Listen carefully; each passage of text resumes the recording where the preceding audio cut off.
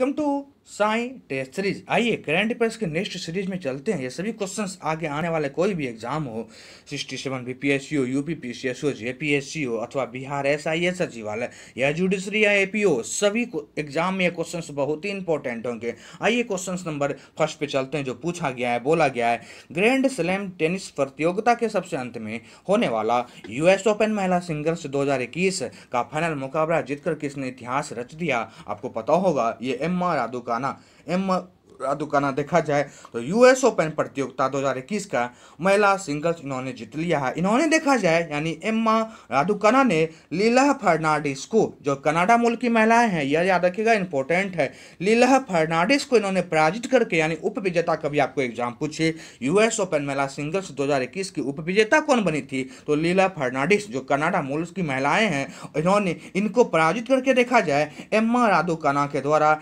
विजेता बन गई। और ये जो उप विजेता थी वो लीला फर्नांडिस थी। आइए एम्मा रादुकाना के बारे में कुछ बातें रिकॉल करते हैं। ये ब्रिटेन की महिला हैं और इनकी आयु देखा जाए लगभग 18 साल से कुछ ज़्यादा हो रहा है, यानी मात्र 18 साल की आयु में देखा जाए एम्मा रादुकाना ने यूएस ओपन सिंगल्स पुरस्कार इन्होंने जीत लिया है। तो 2021 का जो विजेता बनी वो एम्मा रादुकाना है। उप विजेता का भी एग्जाम पूछे तो लीला फर्नांडिस है। आइए ग्रैंड स्लैम के बारे में और बातें रिकॉल करते हैं, जैसे ऑस्ट्रेलियन, फ्रेंच और विंबलडन की महिला एकल पुरस्कार कौन जीता है, इसको भी एग्जाम बार बार रिकॉल करता है। आइए उन्हें रिकॉल करेंगे। सबसे पहले 2021 में जो ऑस्ट्रेलियन ओपन हुए थे ना, उसका जो महिला सिंगल्स जो जीते है वो नाओमी ओसाका के द्वारा जीती गई है। नाओमी ओसाका याद रखिएगा। फ्रेंच ओपन जो जीती है ना महिला सिंगल्स में, वो बारबोरा क्रेजिकोवा के द्वारा फ्रेंच ओपन जीता गया है। और विंबलडन का भी एग्जाम पूछे आपको तो इसलिए बार्टी के द्वारा विंबलडन जीती गई थी, लेकिन यूएस ओपन जो जीती है वर्तमान में, यानी जो विजेता बनी वो एम्मा रादुकाना। और यूएस ओपन के उप विजेता कौन बने,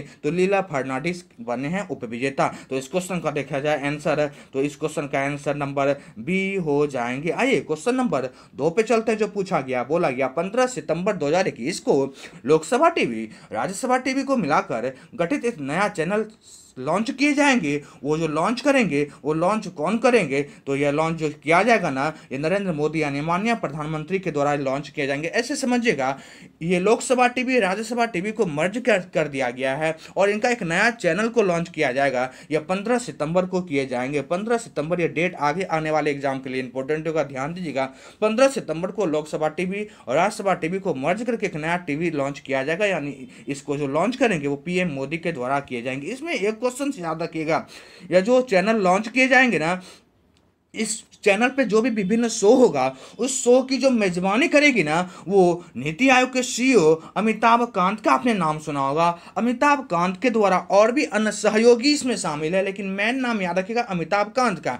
अमिताभ कांत वर्तमान में नीति आयोग के सीईओ हैं। इनके द्वारा इस चैनल पे जो विभिन्न शो होगी उसकी मेजबानी की जाएगी। लेकिन यहाँ पे क्वेश्चन पूछा था, ये संसद टीवी लॉन्च कौन करेगा, तो पीएम मोदी के द्वारा किए जाएंगे। तो इस क्वेश्चन का आंसर देखा जाए ना, तो ऑप्शन नंबर सी हो जाएंगे। आइए क्वेश्चन नंबर 3 पे चलते हैं। उत्तराखंड के नए राज्यपाल के रूप में निम्न में से किसे नियुक्त किया गया है? अब ये हाल ही में आप सुने भी होंगे, राज्यपाल के द्वारा 4 राज्य ऐसा था जहां पे राज्यपाल को गठित किया गया, यानी नियुक्त किया गया। आइए उन 4 राज्य को रिकॉल करते हैं। सबसे पहले उत्तराखंड के बारे में पूछा गया ना, उत्तराखंड के जो नए राज्यपाल नियुक्त किए गए ना, वो गुरमीत सिंह को नियुक्त किया गया है। गुरमीत सिंह को देखा जाए उत्तराखंड का नया राज्यपाल नियुक्त किया गया।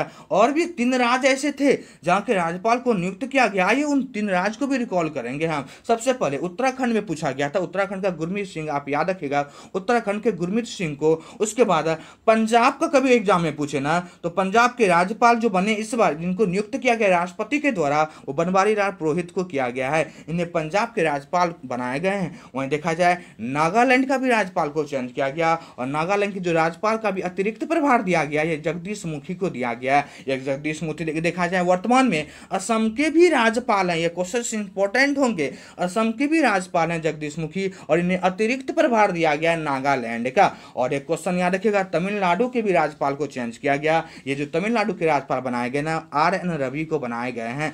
RN रवि को तमिलनाडु का राज्यपाल बनाया गया है। तो इस क्वेश्चन में उत्तराखंड के राज्यपाल पूछे गए थे ना, तो इस क्वेश्चन में उत्तराखंड के जो राज्यपाल नियुक्त किए गए वो गुरमीत सिंह को बनाया गया है। गुरमीत सिंह को बनाया गया है। तो इस क्वेश्चन का आंसर ए हो जाएंगे। आइए क्वेश्चन नंबर 4 पे चलते हैं, जो इंपॉर्टेंट पूछा गया, बोला गया देश के उच्च शिक्षण संस्थानों में निम्न में से किस संस्थानों को लगातार तीसरी बार देश का सर्वश्रेष्ठ संस्थान चुना गया है। आपको पता होगा ये संस्थान जो चुने गए ना, ये आईआईटी मद्रास को चुना गया। आईआईटी मद्रास को देखा जाए देश के 100 टॉप संस्थान में पहले स्थान का नंबर दिया गया। आईआईटी मद्रास बहुत ही इंपॉर्टेंट है। आईआईटी मद्रास को देखा जाए लगातार तीसरी बार ये आईआईटी मद्रास ऐसे हैं जो देश के अपने भारत देश के टॉप 100 संस्थानों में प्रथम स्थान इन्होंने दर्जा किया है। आईआईटी मद्रास याद रखिएगा।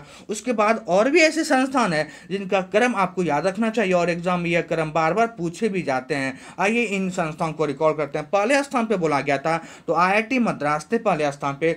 दूसरे स्थान पे कभी एग्जाम पूछे ना तो आईआईएससी बेंगलोर नाम याद रखिएगा। भारतीय विज्ञान संस्थान बेंगलोर को दूसरा स्थान दिया गया था।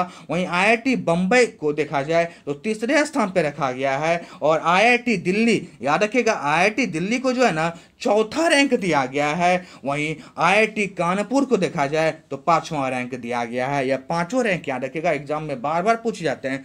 और 2 विश्वविद्यालय को याद रखिएगा जो इंपॉर्टेंट है। जवाहरलाल नेहरू विश्वविद्यालय जो दिल्ली में अवस्थित है उन्हें 9वां रैंक दिया गया है, यानी जवाहरलाल नेहरू विश्वविद्यालय को 9वां रैंक दिया गया है। और बनारस हिंदू विश्वविद्यालय को 10वां रैंक दिए गए हैं। यानी ऐसे याद रखिएगा जवाहरलाल नेहरू विश्वविद्यालय 9 रैंक पे हैं टॉप 100 संस्थान में। वहीं बनारस हिंदू विश्वविद्यालय को 10वां रैंक दिया गया है। पहले स्थान पे क्वेश्चन पूछा था ना तो आईआईटी मद्रास हो जाएंगे। ऑप्शन नंबर सी इस क्वेश्चन का आंसर हो जाएगा। आइए क्वेश्चन नंबर 5 पे चलते हैं जो इंपॉर्टेंट पूछा गया है। बोला गया है निम्न में से किस भारतीय मूल के ऑस्ट्रेलियाई नागरिक को ऑस्ट्रेलिया सुप्रीम कोर्ट का जज नियुक्त किया गया है। ऑस्ट्रेलिया सुप्रीम कोर्ट का जज नियुक्त किया गया, वो भी भारतीय मूल को ना तो ये हेमंत धनजी हैं। हेमंत धनजी याद रखिएगा, ये हेमंत धनजी भारतीय मूल के ऑस्ट्रेलियाई निवासी हैं जिसे ऑस्ट्रेलिया के सुप्रीम कोर्ट का जज नियुक्त किया गया है। ऑस्ट्रेलियाई सुप्रीम कोर्ट का जज नियुक्त किया गया तो यह वर्तमान में देखा जाए हेमंत धनजी बहुत ही इंपॉर्टेंट है, याद रखिएगा।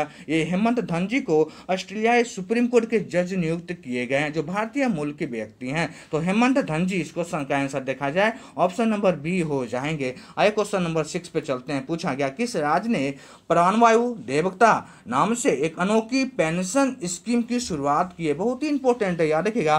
प्राणवायु देवता नाम से एक अनोखी पेंशन स्कीम ने शुरुआत किया है। ये हरियाणा सरकार के द्वारा किए गए, हरियाणा सरकार के द्वारा ये किया गया। आइए इसमें समझिएगा प्राणवायु देवता नाम का जो स्कीम शुरू किया गया इसमें क्या किया गया है ऐसे समझिएगा। यानी 75 ईयर से ओल्ड जो भी पौधा यानी पेड़ पौधे जो बड़े बड़े पौधे होते हैं 75 ईयर से जो ओल्ड हो गए उनका जो रख रखाव करेगा ना, यानी उसको जो सारी सुविधाएं प्रदान करेंगे, उस पेड़ पौधे का जो रख रखाव करेगा उस व्यक्ति को प्रत्येक महीने देखा जाए तो 2500 रुपये देने का प्रावधान किया गया है। यानी पेंशन स्कीम के तहत देखा जाए 2500 रुपया उस व्यक्ति को, जो व्यक्ति उस पौधा का निगरानी करेगा ना, उससे हरियाणा सरकार के द्वारा देखा जाए 2500 रुपये देने का प्रावधान किया गया। यानी क्या, पेड़ पौधे को व्यवस्था बनाए रखने, उन्हें जीवित रखने के लिए जो भी उसके लिए काम करेंगे उस व्यक्ति को 2500 रुपये देने का प्रावधान किया गया है हरियाणा सरकार के द्वारा। हरियाणा सरकार के द्वारा इंपॉर्टेंट था प्राणवायु देवता योजना, याद रखिएगा।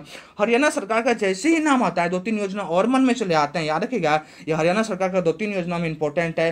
संजीवनी परियोजना जो एग्जाम पूछा भी है, संजीवनी परियोजना और गोवर्धन योजना, संजीवनी परियोजना और गोवर्धन योजना। वहीं आता है पंजाब का एक इंपॉर्टेंट योजना आपको पता होगा सर्बत सेहत योजना। वहीं तमिलनाडु का आपको पता होगा स्मार्ट ब्लैक बोर्ड योजना। तो यह हरियाणा का पूछा गया था ना, तो प्राणवायु देवता योजना इसका इंपॉर्टेंट हो जाएंगे, यानी ऑप्शन नंबर ए इस क्वेश्चन का आंसर हो जाएगा। आइए क्वेश्चन नंबर 7 में चलते हैं जो पूछा गया है। बोला गया क्वेश्चन नंबर 7 में टाटा एआई लाइफ इंश्योरेंस, ध्यान दीजिएगा, टाटा एआई लाइफ इंश्योरेंस ने किस ओलंपिक पदक विजेता को अपना ब्रांड एम्बेसडर नियुक्त किया है। देखा जाए नीरज चोपड़ा को किया गया है। नीरज चोपड़ा को देखा जाए तो टाटा एआई लाइफ इंश्योरेंस के द्वारा ओलंपिक पदक, अभी इन्होंने वर्तमान में स्वर्ण पदक भी जीते हैं। इन्हीं यानी नीरज चोपड़ा को देखा जाए टाटा एआई लाइफ इंश्योरेंस ने अपना ब्रांड एम्बेसडर नियुक्त किया है।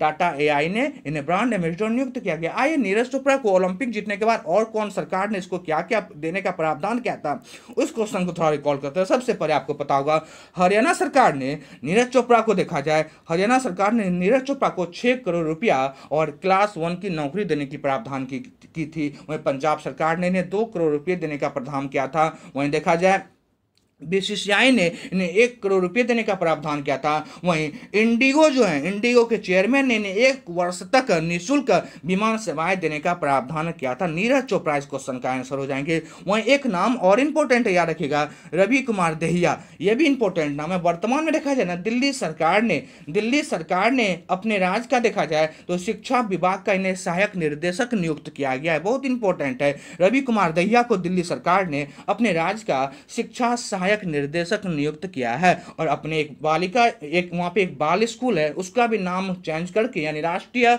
बाल विकास स्कूल का नाम चेंज करके रवि कुमार दहिया के नाम पे रखने का भी प्रावधान दिल्ली सरकार के द्वारा किया गया है। तो इस क्वेश्चन में आंसर जो होगा नीरज चोपड़ा हो जाएंगे। आइए क्वेश्चन नंबर 8 पे चलते हैं, जो पूछा गया है, बोला गया केंद्रीय प्रत्यक्ष कर बोर्ड सीबीडीटी, याद रखिएगा केंद्रीय प्रत्यक्ष कर बोर्ड को शॉर्ट में सीबीडीटी के नाम से जाना जाता है, का नया चेयरमैन किसे नियुक्त किया गया है। तो यह नया चेयरमैन जो बनाया गया ना, वो जेबी महापात्रा को बनाया गया है। जेबी महापात्रा को देखा जाए तो केंद्रीय प्रत्यक्ष कर बोर्ड का इन्हें वर्तमान में चेयरमैन नियुक्त किया गया है। देखा जाए जेबी महापात्रा ये 1985 के आईआरएस अधिकारी थे, याद रखिएगा। ये जेबी महापात्रा जो थे ना, ये 1985 के ये जेबी महापात्रा आईआरएस अधिकारी थे, जो वर्तमान में देखा जाए तो भारतीय राजस्व सेवा के वरिष्ठ अधिकारी पोस्ट पे विराजमान थे। इन्हें ही देखा जाए केंद्रीय प्रत्यक्ष कर बोर्ड यानी सीबीडीटी का चेयरमैन नियुक्त किया गया है। सीबीडीटी का चेयरमैन जो नियुक्त किए गए,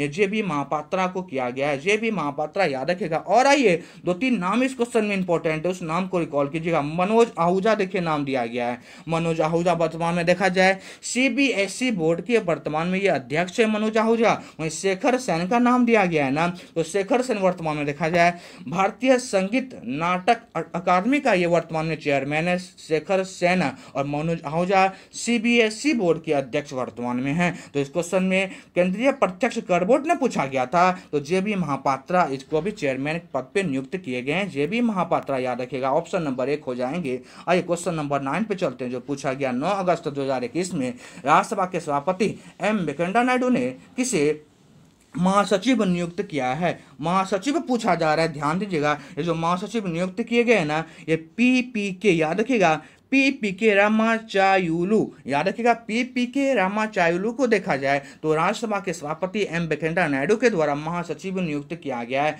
महासचिव नियुक्त किए गए, इसका डेट याद रखिएगा कि इन्हें कब नियुक्त किया गया था, ये इंपॉर्टेंट हो जाएंगे एग्जाम में। याद रखिएगा 31 अगस्त 2021 को इन्हें महासचिव पोस्ट पे नियुक्त किया गया, जो नाम है पीपीके रामाचायुलू। याद रखिएगा पीपीके रामाचायुलू, यानी इस क्वेश्चन का जो आंसर हो जाएंगे ना, वो आंसर हो जाएंगे ऑप्शन नंबर सी। आइए क्वेश्चन नंबर 10 पे चलते हैं, जो पूछा गया किसको प्रतिष्ठित times excellence award 2021, award important है, इस अवार्ड का नाम कभी कभी एग्जाम पूछ देता है, याद रखिएगा। प्रतिष्ठित टाइम्स एक्सीलेंस अवार्ड 2021 से सम्मानित किया गया। ये जो सम्मानित किया गया ना, सबरना राय को किया गया है। सबरना राय को देखा जाए तो 2021 का प्रतिष्ठित टाइम्स एक्सीलेंस अवार्ड से सम्मानित किया गया है। यह देखा जाए, ये जो अवार्ड दिए जाते हैं ना, वैसे युवा उद्यमी को दिए जाते हैं, यानी वैसे प्रसिद्ध लोगों को जो उद्यमियों में यानी इंडस्ट्री में अपना नाम कमाया हो, या अपने नेता यानी पॉलिटिक्स में नाम कमाए हो, या अदर सेक्टर में जो अपने नाम कमाते हैं ना, यानी वो प्रसिद्ध होते हैं,